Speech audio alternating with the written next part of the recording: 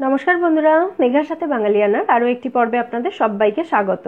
কিছু বন্ধুরা আমায় জানিয়েছেন যে বাড়িতে কেক তৈরি করা হলে সেটা ঠিকঠাক হচ্ছে না, সেই জন্য আজ আপনাদের সঙ্গে খুব সহজ একটা ড্রাই ফ্রুট কেকের রেসিপি শেয়ার করছি। আর এই কেকের উপকরণগুলো আমি বাড়িতে থাকা চায়ের কাপ এবং চা চামচ দিয়ে মেপে দেখাচ্ছি, যাতে এটা বাড়িতে সবাই ট্রাই করতে পারেন। আশা করছি আজকের এই রেসিপিটা স্টেপ বাই স্টেপ ফলো করলে আপনাদের কেকও এবার পারফেক্ট হবে। তাহলে চলুন রেসিপিটা দেখে নেওয়া যাক। প্রথমে আমি একটা কেক টিন নিয়েছি কেকটা বেক করার জন্য। যদি কেক টিন না থাকে তাহলে এরকম অ্যালুমিনিয়ামের বাটি তো সবার বাড়িতেই থাকে, এই বাটিতেও কিন্তু অনায়াসে কেক বেক করা যায়, খুব ভালো কেক হয় এই বাটিগুলোতে। প্রথমে এই কেক টিনটা এবং কিছু ড্রাই ফ্রুটস কুচি নিয়েছি আমি এখানে, এগুলোকে রেডি করে নেব। ড্রাই ফ্রুটসের মধ্যে আমি এখানে কাজু, আমন্ড মানে কাঠবাদাম, চিনেবাদাম, খেজুর এবং কিশমিশ ছোট করে কেটে নিয়েছি। আর কেকটা বানানোর জন্য আজ আমি রিফাইন্ড অয়েল ইউজ করছি, কোনো বাটার ইউজ করছি না। প্রথমে অল্প একটু রিফাইন্ড অয়েল এই কেক টিনটার মধ্যে খুব ভালো করে চারিদিকটাতে মাখিয়ে নিতে হবে। এই তেলের ওপরেই দিয়ে দিচ্ছি একটু শুকনো ময়দাটা দিয়েও খুব ভালোভাবে ছড়িয়ে দিতে হবে। এতে কিন্তু কেকটা তৈরি হওয়ার পর খুব ইজিলি কেক এই বাটিটা থেকে বেরিয়ে আসবে, মানে বাটির মধ্যে আটকে যাবে না। ময়দাটা মেশানো হলে বাটিটা উল্টে একটু ঝেড়ে নেবেন, তাতে এক্সট্রা ময়দাটা ঝরে যাবে। আর এই ড্রাই ফ্রুট কুচিগুলোর মধ্যেও অল্প একটু ময়দা দিয়ে মাখিয়ে নিচ্ছি 1 চামচ মতো। এতে এই ড্রাই ফ্রুটগুলো ব্যাটারে মেশালে সেগুলো নিচে চলে যাবে না, কেকের মধ্যেই থাকবে। এরপর একটা প্লেটের উপরে একটা ছাঁকনি নিয়ে আমি 1 কাপ পরিমাণে ময়দা এই ছাঁকনির মধ্যে দিয়ে দিচ্ছি। আর এই ধরনের কাপগুলো আমাদের সবার বাড়িতেই থাকে, আমরা চা খাওয়ার জন্য এই কাপগুলো ইউজ করে থাকি। 1 কাপ ময়দা আমি চালনিতে দিয়ে দিলাম। আর এই ছোট চামচগুলো সবার বাড়িতেই থাকে, এটাকে চা চামচ বলা হয়। এই চামচে করে আমি বেকিং পাউডার, বেকিং সোডা এবং ভ্যানিলা এসেন্সটা মেপে দেখাচ্ছি। বেকিং পাউডার নিয়েছি এই চামচের 1 চামচ, আর যতটা বেকিং পাউডার ঠিক তার 3 ভাগের 1 ভাগ দিলাম বেকিং সোডা। আপনারা খাবার সোডাও এখানে ইউজ করতে পারেন। চামচ দিয়ে খুব ভালো করে প্রথমে এমনিই মাখিয়ে নিচ্ছি, তারপর খুব ভালোভাবে এটাকে চেলে নিতে হবে। চালার কাজটা 2 থেকে 3 বার করতে পারেন। অনেক সময় দেখবেন কেক বেক করার পর হয়তো একটা সাইড থেকে ফুলে উঠেছে, মাঝখান থেকে না ফুলে। এই বেকিং পাউডার, বেকিং সোডা ময়দাতে না মিশলে ভালো করে, তখনই সেই প্রবলেমটা হয়। ময়দাটা মেশানোর পর একটা অন্য বাটিতে আমি 2টো ডিম নিয়েছি। এই ডিমটাকে খুব ভালো করে ফেটিয়ে নিতে হবে। আর ফেটানোর জন্য আমি এখানে তারের হুইস্কার ইউজ করছি। আপনাদের কাছে হুইস্কার যদি না থাকে তাহলে নর্মাল কাঁটা চামচ দিয়েও আপনারা এই মেশানোর কাজটা করতে পারেন। এরপর দিয়ে দিচ্ছি ওই কাপেরই 3 ভাগের 1 ভাগ মানে 1/3 কাপ রিফাইন্ড অয়েল। দিচ্ছি 1 চামচ মতো ভ্যানিলা এসেন্স, আর দিচ্ছি 1 কাপ মতো মানে যতটা ময়দা নিয়েছিলাম ততটাই গুঁড়ো চিনি। যদি চকলেট কেক হয় তাহলে কিন্তু চিনিটা একটু বেশি পরিমাণে দিতে হয়। খুব ভালোভাবে সমস্ত উপকরণগুলোকে মিশিয়ে নিতে হবে। তেলের পরিমাণটা এখানে আরেকটু বেশিও দেওয়া যায়। মেশানো হয়ে গেছে। এরপর যে ময়দাটা চেলে রেখেছিলাম সেই ময়দাটাকে অল্প অল্প করে 2 বারে আমি এখানে মেশাবো। একবারে মেশালে কিন্তু এই ব্যাটারের মধ্যে লাম্পস থেকে যেতে পারে, সেই জন্য এটাকে 2 বারে মেশাবেন। আর এই হুইস্কারটা দেখুন আমি ঠিক একদিকে ঘোরাচ্ছি, তাই এই একটা ডিরেকশনে ঘোরানোটা কিন্তু খুব ইম্পর্টেন্ট, এতে মিক্সিংটা একদম প্রপার হবে। একবার ডান দিক একবার বাঁ দিক সেরকম করবেন না, যে কোনো একদিকে ঘুরিয়ে এটাকে মেশাবেন। এরপর এর মধ্যে দিয়ে দিচ্ছি অল্প একটু দুধ। আমি এখানে 4 টেবিল স্পুন মতো দুধ দিলাম।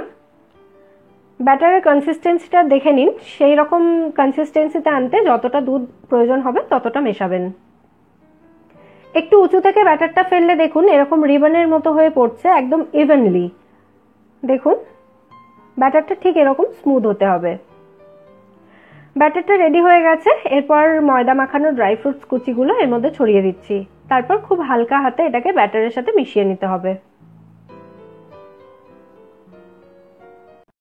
এবার এই ব্যাটারটাকে রেডি করা কেক টিনটার মধ্যে ঢেলে দিচ্ছি।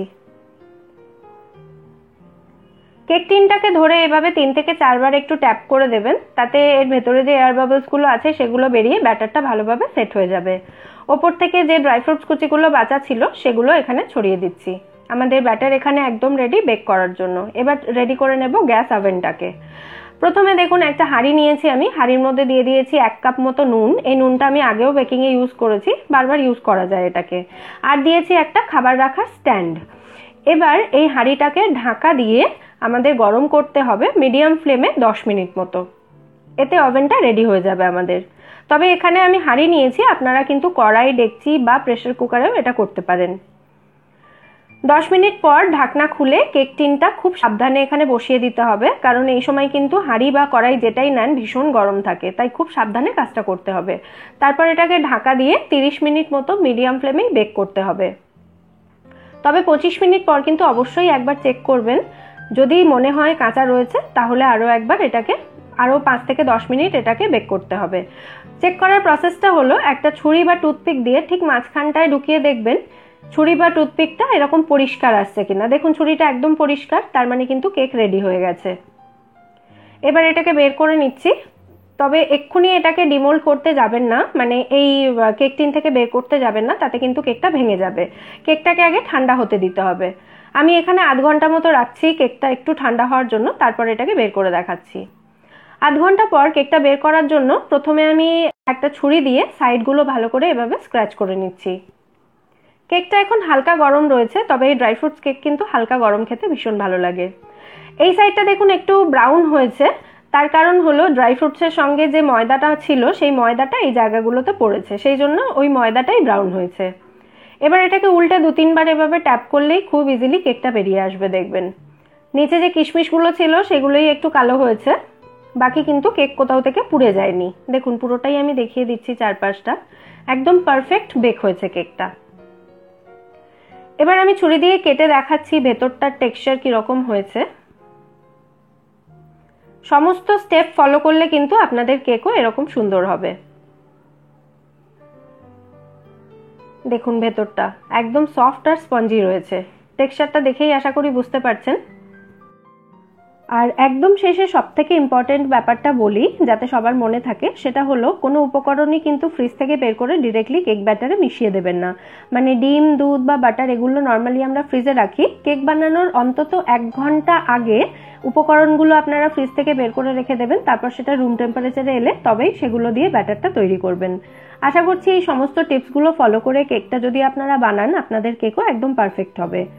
রেসিপিটা কেমন লাগলো আমায় জানাবেন অবশ্যই, এবং রেসিপি ভালো লাগলে ভিডিওটাকে লাইক এবং শেয়ার করে চ্যানেলটা প্লিজ সাবস্ক্রাইব করে নেবেন। ফিরে আসবো নতুন কোনো রেসিপি নিয়ে। সবাই সুস্থ থাকবেন, ভালো থাকবেন এবং সবাইকে ভালো রাখবেন।